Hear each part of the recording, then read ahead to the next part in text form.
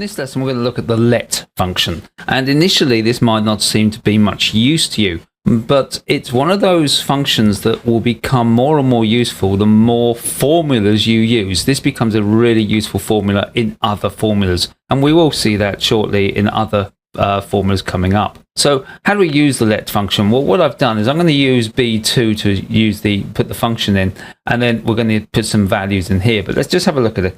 Equals let, open brackets. Now the first thing it's going to ask us for is a name, and this is basically equivalent to what we call a variable name in programming. It's something we've got to refer to. It's a shorthand for something else. The only real stipulation is it must start with a letter. I'm going to just put some values with a capital V. There's again something you see very commonly in programming, where any second or third words are capitalized for the first letter because the word stands out. Don't have to stick to that, but it's a nice rule to have. So this is going to be the name I'm going to use, some values, comma. Now I can now come up with a name value 1. So all I'm going to do here is tell it that it's going to be equal to G2 plus H2 plus I2. I don't have to do that. I could always do, obviously I've got 3 of them, so I could do simply the sum of those, comma.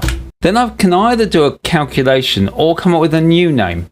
So I can actually produce more and more of these, and if my final formula is very complex, I can use 2, 3, 4 different names in it. So the let function has real scope about it. It's incredible what it can potentially do. But for our example, all we want to do is see what the let does. So what I'm going to do is I'm simply going to go 5 times and then use my variable name, some values.